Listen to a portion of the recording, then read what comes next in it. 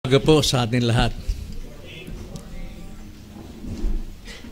Ngayon po Sunday School, sandali muna nating iwanan ang 1689 at ating pong pag-aaralan o tatalakayin ng tungkol po sa mga paglakad ng isang Kristiyano. Kung mapapansin ninyo, paano lumakad po ang isang buntis? Palihad. Paano lumakad ang isang lasing? Alam natin, ano? Paano lumakad ang isang talunan? Kayo po. Alam natin, kilala natin. Pero ang tanong ko, paano lumakad ang Kristiyano? Wala tayong tiyak na sagot. Paano nga ba lumakad ang Kristiyano? Paano dapat lumakad ang isang Kristiyano? Yan po ang ating tatalakayin, serye, paano lumakad sa Espiritu. Ang paglakad sa Espiritu. Now, ang mga tao sa ating panahon ngayon, may kanya-kanyang lakad. Pagandahan ng lakad, pasiksihan ng lakad, payabangan ng lakad. At mapapansin natin na hindi natin makilala ang Kristiyano sapagkat halos pareho lang ng lakad ng sanlibutan. Pero bilang Kristiyano, dapat magkaroon tayo ng tamang lakad. Paano ba lumakad ang isang Kristiyano? Ang turo po ng banal na kasulatan, ang Kristiyano ay dapat lumakad sa Espiritu. At paano natin gagawin ito? Ang banal na kasulatan ang siya makapagtuturo sa atin kung paano. Buksan natin ang 2 talata sa banal na kasulatan sa Roma, chapter 8, verse 14, at Galatians chapter 5, verse 16. Romans 8, verse 14, at Galatians chapter 5, verse 16. Ganito ang pagkakasabi sa Romans 8:14. Ganito po, sapagkat ang lahat ng pinapatnubayan ng Espiritu ng Diyos ay sila ang mga anak ng Diyos. Lahat ng pinapatnubayan ng Espiritu ng Diyos, sila ay mga anak ng Diyos. Galatians chapter 5, verse 16, ganito ang pagkakasabi. Subalit sinasabi ko, lumakad kayo ayon sa Espiritu at huwag ninyong bigyang kasiyahan ang mga pagnanasa ng laman. Ito ang salita ng Panginoon, tayo ay manalangin. Opo, Panginoon, bagamat lagi namin nababanggit ang paglakad sa Espiritu, at inaalam namin o pakiwarin namin, alam na namin ang kahulugan nito. Subalit, nais naming magkaroon ng malinaw na pagkaunawa na mga salita ninyo kung paano kaming lumakad sa Espiritu at anong kahulugan nito sa aming buhay. Paano ito makikita? Paano itong madaling makita ng sino man? Tulad ng paglakad ng isang lasing, tulad ng paglakad ng isang taong bigo, ay madali naming makilala. Nawa nga po, makita rin sa amin ang mga palatandaan na kami ay lumalakad sa Espiritu, sapagkat ito po ay bahagi po ng iyo pong pagpapabanal sa amin. Tulungan niyo kami sa seryeng ito at nawa makita ito sa aming mga buhay. Ito ang aming dalangin sa pangalan ng Panginoong Hesus. Amen. Katatapos natin ang pag-aaral tungkol sa progressive sanctification. Na upang maunawaan natin kung paano lumakad sa Espiritu, kailangan natin makita muna ang contrast between progressive sanctification and walking in the Spirit. Ano bang pagkakaiba ng progressive sanctification at ang paglakad sa Espiritu? Ang progressive sanctification sa ating pag-aaral, ito ay continuing process. Ito'y nagpapatuloy na proseso na tayo'y lumakad ayon sa kalooban ng Diyos upang tayo po ay mahubog kay Kristo, maging katulad sa larawan ni Kristo. At the same time, lumalago tayo sa pananampalataya, nagbabago ang ating isip at ugali. Yun po yung progressive sanctification. Pero ang pagdating po sa paglakad sa Espiritu, ito po yung patuloy ding paglakad ayon sa dikta ng Espiritong nasa atin. Nasa atin ang Espiritu ng Diyos. Tandaan natin, bawat Kristiyano, ang sabi sa Romans 8, bawat pinapatnubayan ng Espiritu ay mga anak ng Diyos. At tinanggap natin ang Espiritu ng Diyos kung tayo maging anak. Galatians 4:6, ipinadala ng Ama ang Espiritu ng Kanyang anak sa ating mga puso upang tayo'y makatawag sa Kanya ng Abba, Father. Now, ang Espiritu ni Kristo at ang Holy Spirit, isang persona ito na nasa atin.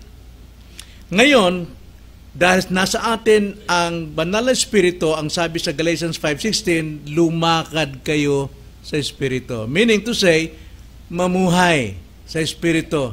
So, ang ibig sabihin po ng paglakad sa Espiritu, ang katotohanan niyan, ang resulta niyan ay mga bunga sa Espiritu. Habang tayo po'y lumalakad sa gabay ng Espiritu, ang bunga niyan ay ang bunga ng Espiritu. At yun ang ating pag-aaralan isa-isa. Ngunit sa ating panimula, simulan natin sa pag-aaral paano lumakad sa Espiritu upang maipamuhay natin ang mga bunga ng Espiritu. So yun po yung pagkakaiba. Progressive sanctification, ito'y pang walang hanggang o walang katapusang proseso hanggang sa tayo maging katulad sa larawan ni Kristo. At ang paglakad naman sa Espiritu, ito'y wala ring humpay na pagsunod sa kalooban ng Diyos o ng Espiritu. So makita natin, interchangeable yung will of God and the Spirit of God. Halos pareho lang yan. Depende sa context. Pero ang kalooban ng Diyos, magagawa mo kung susundin mo ang Espiritu. So ang kalooban ng Diyos at ang Espiritu ng Diyos, interchangeable. Kaya pag sinabing, gawin mong kalooban ng Diyos. At the same time, pwede sabihin, gawin mo ang sinasabi ng Espiritu. Okay? So upang tayo ay magbunga ng Espiritu. Susundin natin ang Diyos o kalooban ng Diyos o dikta ng Espiritu Santo upang tayo magbunga ng Espiritu. Kaya ang sabi sa Galatians 5:17, ganitong sabi, sapagkat ang laman ay nagnanasa laban sa Espiritu at ang Espiritu laban sa laman at ang mga ito ay magkasalungat upang hindi nyo gawin ang mga bagay na ibig ninyong gawin. So, ang madaling salita, mga kapatid, ang paglakad sa Espiritu ay ang pagtanggis sa laman. Okay? Ano ba yung mga laman? Sa mga laman po, nakita natin Galatians chapter 5, verse 19 hanggang 21. Pero, in short, ito yung laman. Yung po yung pagnanasa ng laman. Ano mang makasanlibutan, ano mang makamundo, pag mayroong pagnanasa, ibig sabihin, sinusunod mo yung dikta ng laman. At ikalawa, yung pagkapuot sa ating puso. Pwede tayong mamuhay as Christian, pero may puot tayo sa ating puso. Lumalakad tayo sa laman. Kahit nasabihin natin, alam mo ang tungkol sa Diyos. Kahit ikay pastor, kahit ako, pastor ako, pero lumalakad ako sa laman sapagkat mayroon akong pagkapuot, mayroon akong pagkainis. Upang makalaya ako doon, kailangan kong i-confess sa tao kung sino yung kinaiinisan ko at kinapupuotan ko. At yan po ay isang patuto sa akin sapagkat tayo ay pare-pareho lang nag-aaral nito, walang perpekto sa atin, lahat tayo may pagkakamali. Kaya i-confess ko sa inyo na kahit ako pastor, may puot, may inis, may sama ng loob. Para mawala yon, kailangan kong i-approach yung tao at mag-confess sa kanya at humingi ng forgiveness. And that's it. Pero hindi yan one time. Pwede pang mangyari sa iba. Like for example, si Daniel, na pamangkin ni Mama, anak ni Pastor RG. Bago sila kasal ni Sarina, mayroon akong galit sa kanya. Simula noong siya po ay itinaas ko na magiging isang susunod na pastor. Pero noong makita ko yon, mayroon akong napansin na kinainasan ko sa kanya dahil hindi ko makita yung mataas na expectation ko sa kanya. May attitude, hindi ko na sasabihin, na hindi ko nagustuhan. Ngayon, dala-dala ko yon. Matagal. Pero nung sila'y kakasal, kinausap ko silang dalawa. Nilapitan ko silang dalawa. At ako'y humingi ng forgiveness. Nag-confess ako sa kanila. But before I confess, dahil kasama yung mga narinig ko ring mga sabi ng mga kapatid tungkol sa kanya, sa ugali niya, sa kanilang dalawa, sinabi ko na rin sa kanya. Pero hindi ko nasasabihin sa inyo kung anong attitude niya nung sabihin ko sa kanya yung lahat ng reklamo ng mga ibang mga kapatid. So I asked for forgiveness. At nakalaya ako doon. Kaya simula noon, hindi na ako namumuhay sa ganong laman. At pinanghawakan ko yung 1 John 1:9 that if you confess your sins unto Him, He is faithful and just to forgive us and cleanse us from all unrighteousness. So yung pinanghawakan ko, doon ako nakalaya. Pero nangyayari to, even pastors, mayroong sama ng loob sa kapwa pastor at sa ibang mga kapatiran. Yan po ay example po ng paglakad sa laman.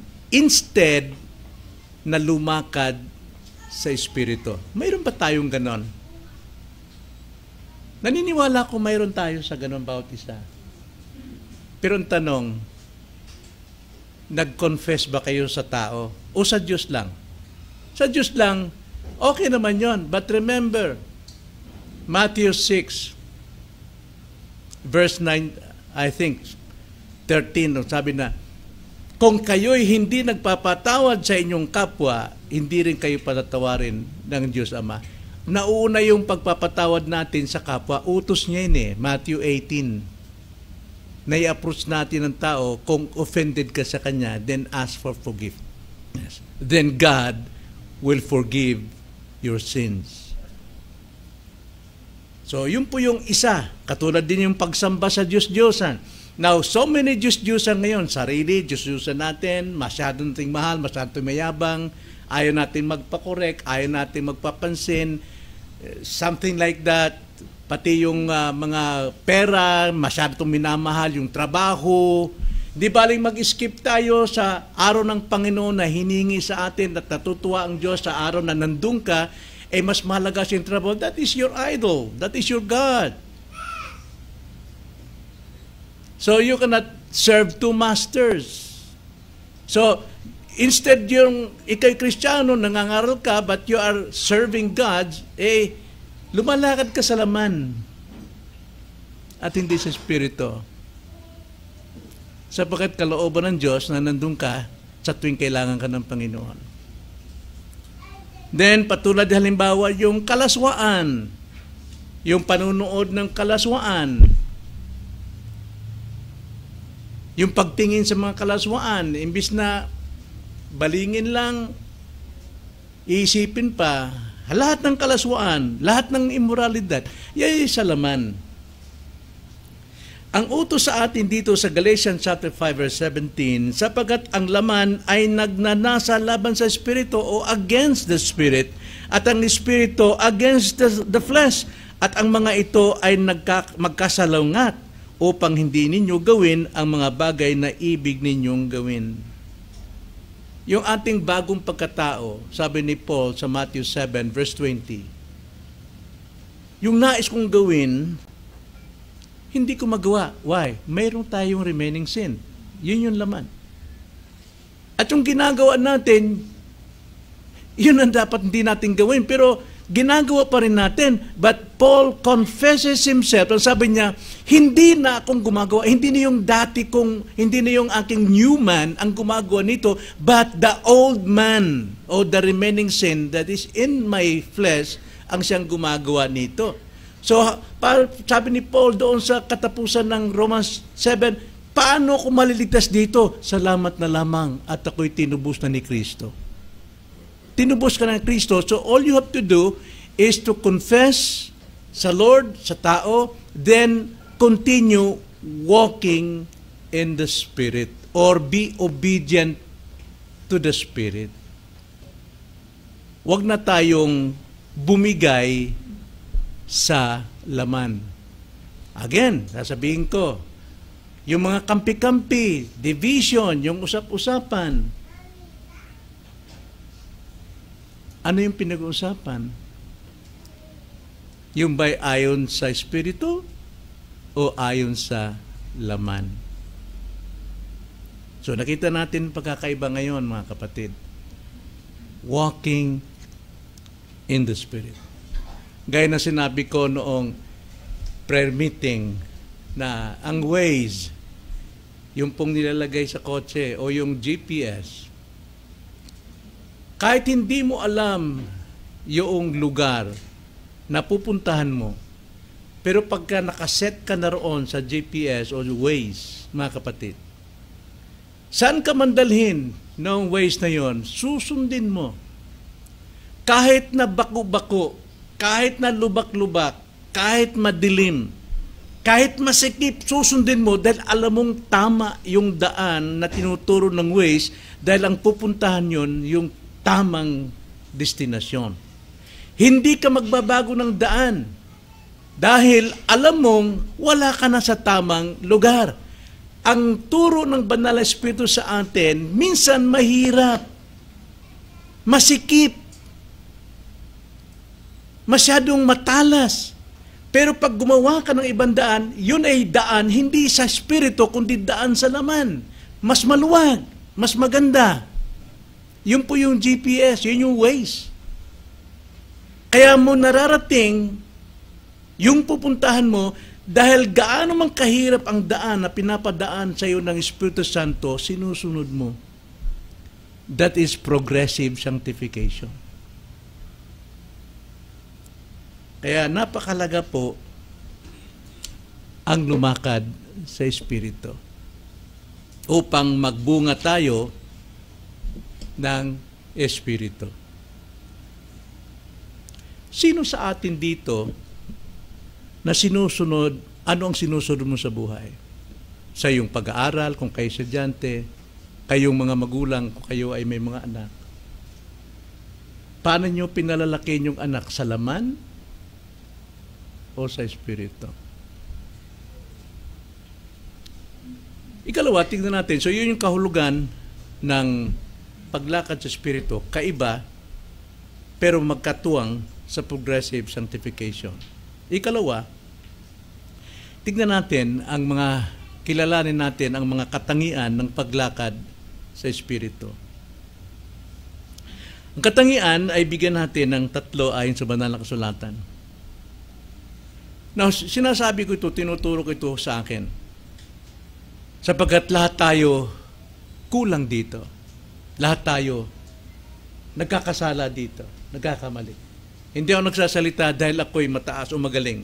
Nagsasalita ako dahil ako'y isang biktima rin sa kasalanan ito upang tayo ay sabay na lumago.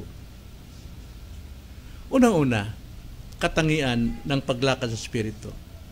Ang paglakad sa Espiritu, nagbubunga ng banal na pamumuhay. Banal na pamumuhay. Na alam na natin kung ano yung banal, right? Maalam na natin pero still hindi natin nagagawa. Pag sabing banal, ikaw ay hiwalay na. Hiwalay na. Saan? Sa kadiliman, sa sanlibutan, sa kasalanan. Hiwalay ka na dahil itinalaga ka para sa Kanya. So, ang paglakad sa Espiritu ay nagbubunga ng banal na pamumuhay. Banal na pamumuhay. 1 Peter chapter 1, verse 15 to 16.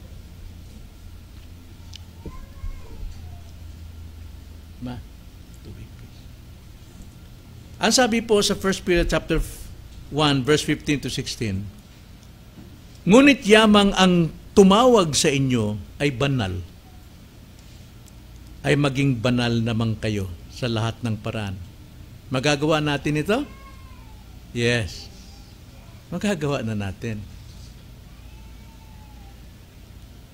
So, maging banal naman kayo sa lahat ng paraan ng pamumuhay.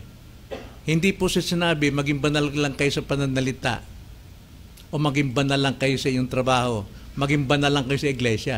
Ang sabi po dyan, sa lahat ng paraan ng pamumuhay. Sapagkat nasusulat, may karapatan ng Diyos. Natutuwa ang Diyos kapag ginagawa natin to. Magpakabanal kayo sapagkat ako'y banal.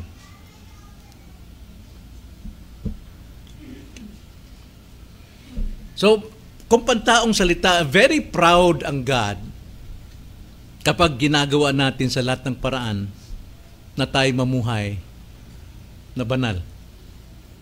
Sapagkat tayo tinawag hindi ng isang makasalanan, kundi ng isang banal. At may karapatan siyang maghanap sa atin ng katangian niyang nasa atin na maging banal. So pwede nating simulan ito, halimbawa sa trabaho. Paano ka makitungo sa iyong mga kasama o sa iyong mga empleyado, abay baguhin mo ngayon. Sumunod ka sa kalooban ng Diyos. Sumunod ka sa Espiritu. So, ang taong lumalakad sa Espiritu, iniiwasan niya ang kasalanan. Iniiwasan niyang magkasala at hinahangad niya ang kabanalan. Hinahangad niyang humiwalay. Okay? Iniiwasan niyang magkasala dahil humihiwalay siya para sa kabanalan. Yan ang sa Espiritu. Hindi ito kaya nating gawin sa ating sarili. Alam natin na hindi natin kaya ito. Yung sarili natin sabi, tao lang ako. Yan po ay salita na nasa laman. Lahat naman tayo nagkakamali. Tao lang ako. Tama yun. Pero nasa laman yun. Hindi ka dapat mag-i-excuse sa iyong spirito. So, hindi natin dapat gamitin yung ganong katwiran. Ang dapat nating katwiran, please forgive me. That is spiritual. Nais mong humiwalay doon sa nagawa mong kasalanan. Sorry po. Nagkamali ako. Admit agad. Pero kung sabihin natin, tao lang tayo eh. Ano ba magagawa mo? Nasa laman yun. So, hindi natin magagawa ito sa natin unless sumusunod tayo sa banal na Espiritu. Ang sinasabi ng banal na Espiritu, huwag mong ipaglaban niyang katwiran mo.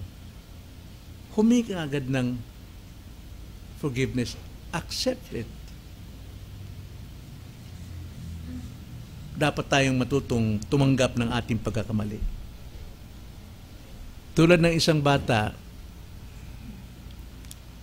mapapansin na isang bata na masunurin sa nanay niya o sa tatay niya. Kung titignan mo siya, Bakit siya maging masunurin? Bakit siya naging masunurin? Well, unang-una, naturuan talaga siya ng magulang.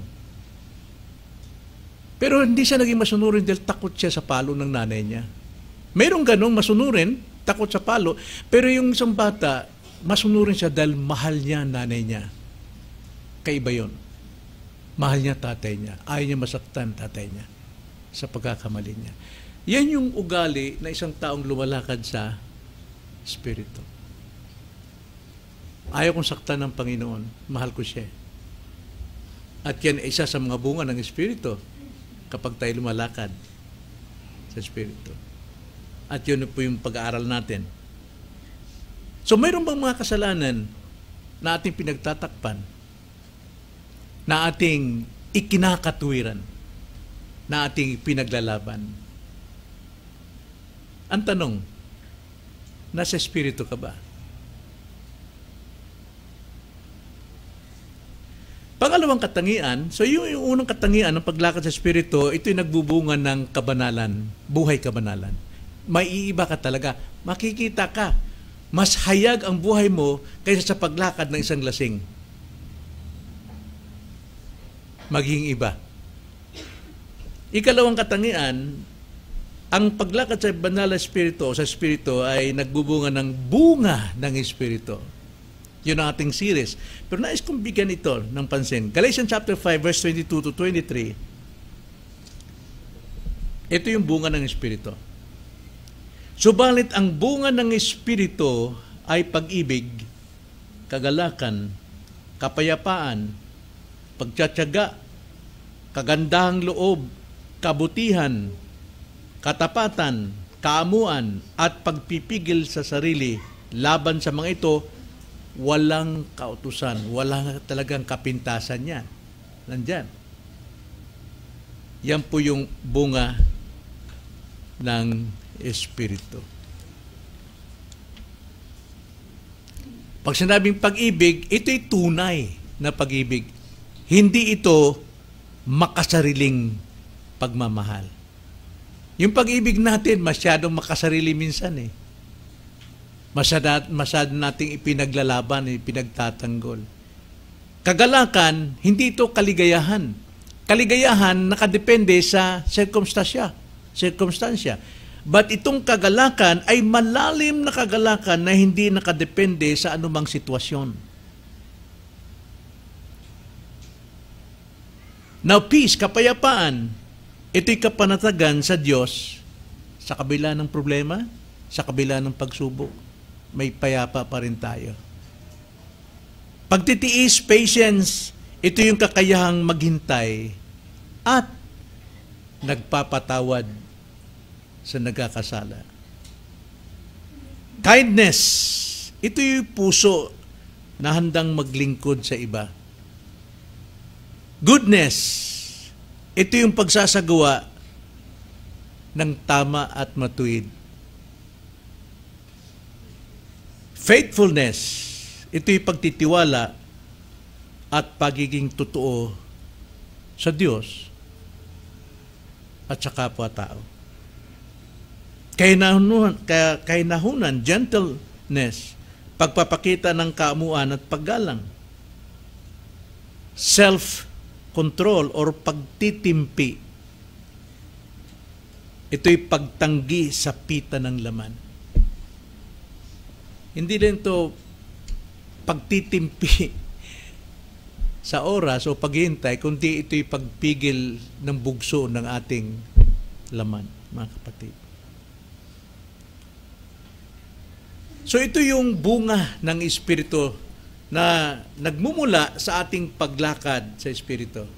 Ano yung paglakad sa Espiritu? Sa madaling salita, pagsunod sa dikta ng Espiritu at hindi sa laman. Yun ang pakaikling paliwanag. Hindi natin sinusunod yung bugso ng laman, kundi yung Espiritu. So yun yung bunga. Hindi natin pwedeng pilitin ito sa ating sarili. Tulad ng puno, hindi niya mapipilit ang kanyang sarili na magbunga. Ganon din tayo, hindi rin mapipilit sa ating sarili. Tayo ay dapat lang lumakad. Nasa atin ng obedience. At Natural lang ito'y lalabas ang bungang ito habang tayo'y sumusunod, nagiging masunurin sa Espiritu. Hindi natin sinusunod kung ano yung nasa laman. Kusang lumalabas ang mga bunga na ito. Na habang nadidiligan ito sa buhay natin, lalong lumalabas ang mga bunga ng Espiritu at talagang mahihinog ito sa atin. Ang puno ng mangga, kapag lagi mo itong kinocultivate, yung ayos, yung kanyang paligid, nililinang mo, dinidiligan mo, ang expectation yan, magbubunga naman talaga yun sa kapanahonan pagka maayos eh. Ang expectation mo, matatamis yung bunga. Ganon din, same time din sa atin. Habang tayo po'y sumusunod sa banal na Espiritu, sa kanyang dikta sa araw-araw, sa ating pakikipag-usap, sa ating pakikihalubilo sa tao, sa ating pagsamba, sa ating pagkilala sa Panginoon, alam nating mahihinog at matatamis ang bunga nito ng Espiritu sa ating buhay. So, ang Kristiyanong lumalakad sa Espiritu ay natural na magbubunga ng kabanalan, kabutihan, at pag-ibig sa buhay natin. So, nakikita ba natin sa buhay natin? Simulan na natin, mga kapatid. For so many years, ako sa akin, 37 years na ako, 40 years na akong Kristiyano, pero yung 37 years na yon, hindi ko alam. Basta bahala na. Hindi ko matyak kung mayroon talagang buo ba talaga yung bunga sa buhay ko ng Espiritu. Basta alam ko, namumuhay ako sa kabanalan. Basta ako sinusunod kong kalooban ng Diyos. Pero sa ngayon, tinuturuan tayo habang tayo lumalago. Tinuturuan tayo paano. So yun yung kalawa. Katangian ng paglakad sa Espiritu ay nagbubunga ito ng bunga ng Espiritu. At ikatlo, ang paglakad sa Espiritu ay nagdadala ng tagumpay laban sa ating buhay. Romans 8:37, ganito ang sabi ni Pablo, ngunit sa lahat ng mga bagay na ito, tayo'y higit pa sa mga mapagtagumpay sa pamamagitan niya na nasa atin ay umibig. We become more than conqueror sa lahat ng bagay. Maraming pagsubok ang dumarating sa buhay natin. Kaya yung pagsunod natin sa ways, ang pagsubok madilim, lubak-lubak, nakakatakot. Pero kung nasa tamang track tayo, sinusundan pa rin natin ang direksyon ng banal na Espiritu sa ating buhay, alam nating tayo po'y magtatagumpay. Darating at darating tayo sa layunin ng Panginoon sa ating buhay. Hindi tayo mawawalan ng pag-asa. Gaano man kadilim, gaano man kahirap, gaano man kabigat, marahil tanggalan tayo ng mga kaligayahan sa buhay para masunod lamang natin ang dikta ng banal na Espiritu sa atin, pero hindi tayo mawawalan ng pag-asa. Nandun pa rin tayo sa tamang track. Makakarating tayo sa layunin ng Panginoon. Hindi tayo mabibigo. Hindi tayo matutulad sa iba na nahuhulog sa bangin ng pagkakasala. Sa pagkakasala dahil nasunod ang dikta ng laman. Kung tayo patuloy na lumalakad po sa gabay ng banal na Espiritu, alam nating tayo magtatagumpay gaano man kahirap ito. Gaano man na tayo'y mabawasan ng ating mga minamahal na siyang hadlang sa ating paglago sa Espiritu. Tulad ng isang sundalo, kapag ang sundalo nagpunta sa gera, na kumpleto siya ng armor, lahat ng kasuotan nasa kanya, mas lamang siyang mananaig kaysa sundalong kulang ang kanyang sandata. Ganon din tayo. Kung tayo kumpleto, nandun tayo sa kalooban ng Diyos, lumalakad tayo sa Espiritu, alam natin, ang tagumpay natin, hindi sa ating sariling kakayanan, kundi tagumpay ng Diyos sapagkat siya ang nagbibigay sa atin ng pagnanais at pagsasagawa. Di ba? Philippians chapter 2 verse 12 to 13. Then, pangatlo, so nakita natin yung mga katangian. Ngayon, pangatlo, paano magpatuloy? Paano natin may sasagawa ang paglakad sa Espiritu? So, nakita natin kahulugan, nakita natin mga katangian. Pero paano natin ito may pamumuhay? Psalms 119, ating basahin, 119 verse 105. Kabisado natin verse 105, di ba? Psalms 119 verse 105. Ganito ang sabi ng Panginoon.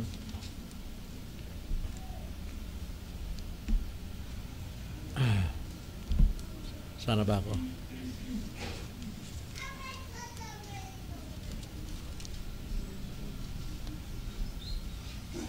Ilawan, ang sabi ng ng salmista, ilawan sa aking mga paa ang salita mo at liwanag sa landas ko. Tingnan niyo kung paano kinilala ng salmista ang salita ng Diyos. Ilawan at liwanag.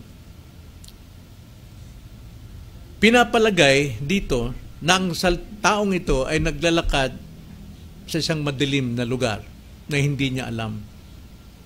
Hindi niya alam kung anong daan ang pupuntahan niya. Pero alam niya ang kanyang patutunguhan. Wala siyang dalang anumang ibang gabay maliban sa isang lampara. Maliit na lampara. Ito'y tumutukoy sa salita ng Diyos. Ang lamparang ito ang siyang gumagabay sa kanyang lalakaran. Maliit na liwanag lang, pero sapat para siya ay maiwas sa anumang panganib. At may konting liwanag sa unahan na kung saan nakikita niya ang kanyang nilalakaran, nakikita niya ang kanyang daraanan. Ganyan po ang salita ng Diyos. Kahit konting alam mo lang na iyong pinapahalagan ang salitang nalalaman mo. Gabayan ng iyong paa. Hindi ka magkakamali. Magkakamali ka lang kung sasadain mong humakbang sa maling hakbangin. Pero ang salita ng Diyos, hindi pwedeng magsinungaling. Tama ang kanyang sasabihin sa iyo. Pero magiging mali lamang ito kung ating bibigyan ng ibang interpretasyon sa sarili. Maraming mga taong gumagamit ng salita sa maling interpretasyon. Kaya kadalasan, wrong interpretation means wrong application. So if there is wrong application, then wrong life. Kaya napakahalaga pong mangaral. Napakahalaga po ang magsabi ng katotohanan. Kailangan talagang maunawaan mo ang sinasabi ng salita nang sa ganun sa pangangaral mo, 50, 20 ang itatama mo. Ngayon, kung mali ang interpretation mo, 20, 50 ang ililigaw mo. Kaya nga sabi ni James chapter 3, huwag niyo hangaring maging guro dahil malaki ang magiging pananagutan. So, ganun po katindi ang banal na kasulatan. So, ibig sabihin, mga kapatid, paano tayo makapagpatuloy sa paglakad sa salita, ay sa banal na kasulatan na Espiritu? Manatili sa salita ng Diyos. Huwag tayong manatili sa mga sinasabi ng ibang tao. Kahit pinakamagaling na tao pa yan. Pero tignan mo sa salita ng Panginoon, like a Berean. Ang mga taga-Berean doon sa Acts chapter 11, bagamat sila ay Kristiyano at sila ay naging bunga sa ministeryo ni Pablo, Pero hindi sa lahat ng pagkakataon na lahat ng pangangaral ni Pablo, basta na lang tango sila ng tango na hindi nila tinitignan sa banal na kasulatan. Tinitignan nila, tama ba ang sinasabi ni Pablo? Sapagkat sinasabi ni Pablo, kami man o anghel ang mangaral sa inyo, kaiba sa mga itinuro namin sa inyo, siya ay pakasumpain. Kaya hindi pwedeng magkaiba-iba ang pangangaral. Kung ano yung naturo mo, dapat consistent ka doon. Pero kung mali ang naituro mo sa una, mali na lahat. Kaya nga paliwanag dito, salita ng Diyos ang ating gabay. Upang malaman natin ang kalooban ng Diyos o ang kalooban ng Espiritu. Napakalaga po nun. Kaya, ang tanong, gaano mo binibigyan ng halaga ang pakikinig ng tamang pangangaral ng salita? Gaano mo binibigyan ng halaga ang ikaw ay magbasa at magbulay? O nakadepende ka sa books? Doon ka magtitiwala hindi directly sa salita ng Diyos? Yung turo ng tao, fixed na yon. Pero ang turo ng salita, in every situation, nagbabago yun. Pero totoo. Kaya ang interpretation ng Bible, hindi lamang isa. Kundi depende yan sa iyong kalagayan. Sa iyong situation. Kaya napakalaga po ang mag-aral ng salita ng Diyos direkta sa kanyang salita. Then, humingi ng tulong sa iba kung paanong ipaliwanag. Then, ikalawa, hindi lamang sa salita tayo ng Diyos nananatili upang makapagpatuloy tayo. Number 2 is prayer. Napakalaga po ang panalangin. 1 Thessalonians chapter 5 verse 17, pray without ceasing. Napakalaga po nun. Hindi ibig sabihin, maghapon kang nakaluhod, naghapon kang nakataas ang kamay at nananalangin. Meaning to say, consciousness mo sa Diyos. Anumang sandali, sa amang lugar, anumang sitwasyon, dapat prayerful ka sa iyong puso. Sapagkat yun ang gabay ng banal na Espiritu. Don't lean to your own understanding. Trust always in the Lord. Huwag tayong magtiwala sa ating damdamin. Ito tama siguro to. No, pray. Alam nyo, ang prayer po ay maitutulad natin sa isang doktor na mayroong stethoscope. Sabi sa akin ni Dr. Oy, Sir, malinis naman ang baga ninyo. Kaya, hindi ko malaman, sa puso ba talaga yung paghihingal mo, pananakit ng dibdib mo? Pero mas maganda siguro, magpatingin ka na rin sa pulmonary doctor. Pero teka saglit, tsakin natin. Kumuha siya ng stethoscope. At muli niyang nilapat doon sa likod ko, sa dibdib ko. Huminga ka malalim, sir. Habang humihinga ako, umagal siya. Mayroon nga, may problema ka nga sa baga. Konting-konti lang. Now, kapag tayo po'y nananalangin, mga kapatid, tayo po'y nakikipag-usap sa Diyos at pinapakinggan natin ang puso ng Diyos sa ating panalangin. Kaya napakalaga po ang manalangin sapagkat ito yung stethoscope natin sa puso ng Diyos. Ano ba ang kanyang kalooban sa atin? May kaunti tayong nalalaman.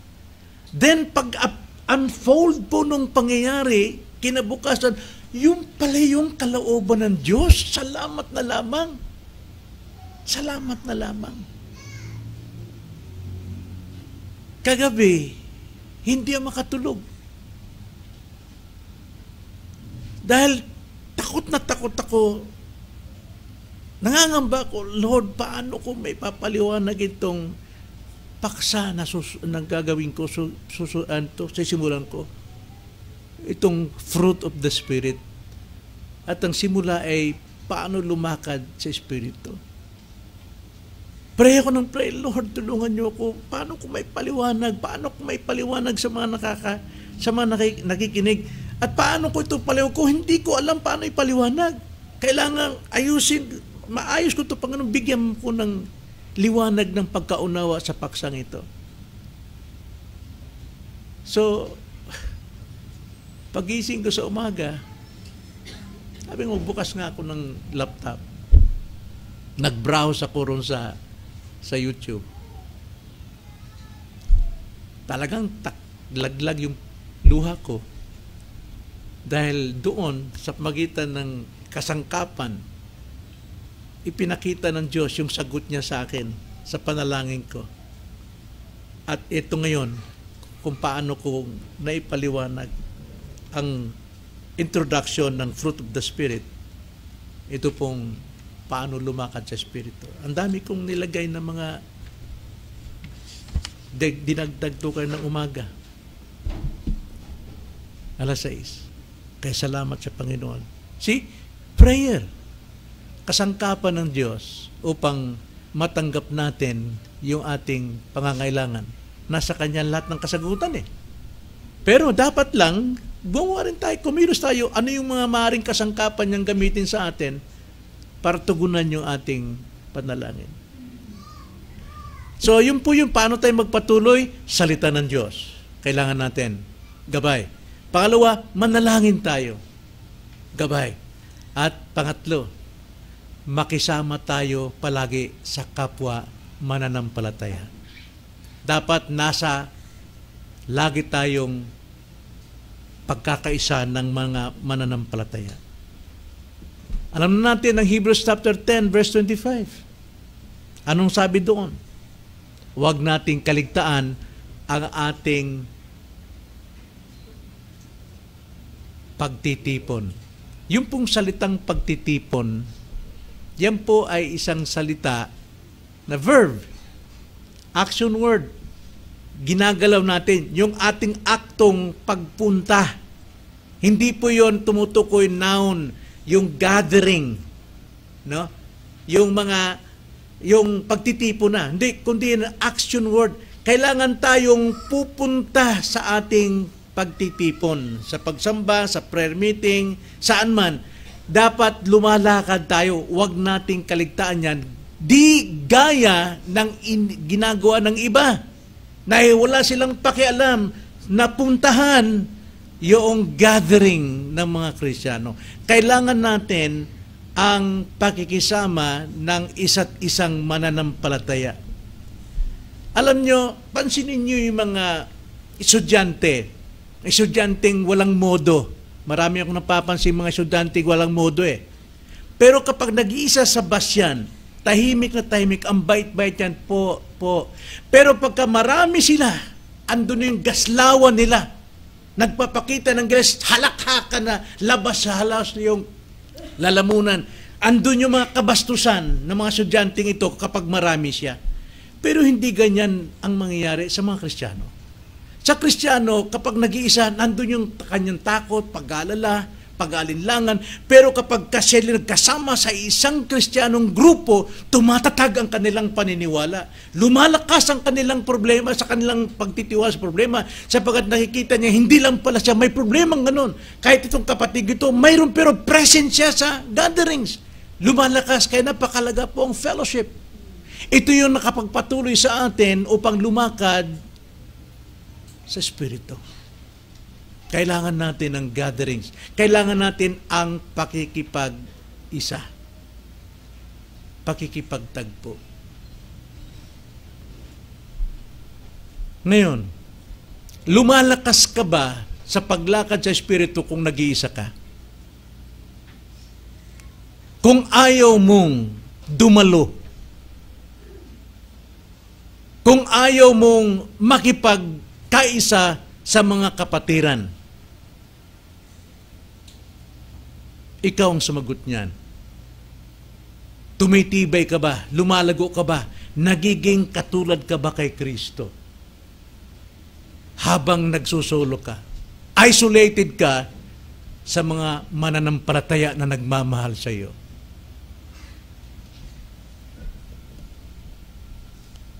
So ano po ang paglakad sa Espiritu? Mga kapatid, ang paglakad sa Espiritu ay nangangahulugang pagsuko sa patnubay ng Diyos araw-araw. Araw-araw. Gawin natin araw-araw. Upang sa ganun, tayo po, habang lumalakad sa Espiritu, ay magbubunga ng bunga ng Espiritu. Amen? Tayo manalangin. Panginoon, nagpapasalamat kami sa iyo pong salita, sapagkat tunay, gaano man kaliit pa ang aming nalalaman tungkol sa salita ninyo, ito'y katotohanan at hindi magbabago. Tama ito. Tamang direksyon ito.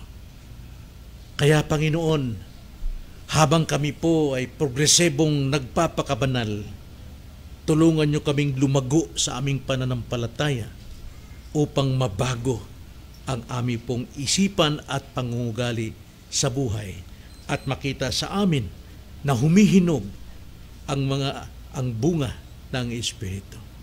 Ito ang aming dalangin sa pangalan ng Panginoong Hesus. Amen.